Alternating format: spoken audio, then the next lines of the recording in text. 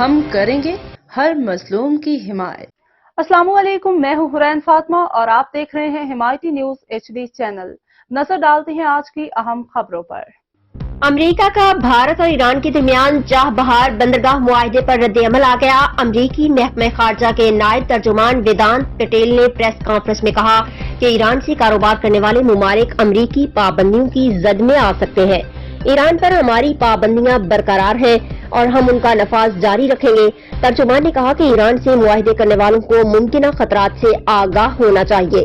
بھارت ان پابندیوں سے مستثنی نہیں۔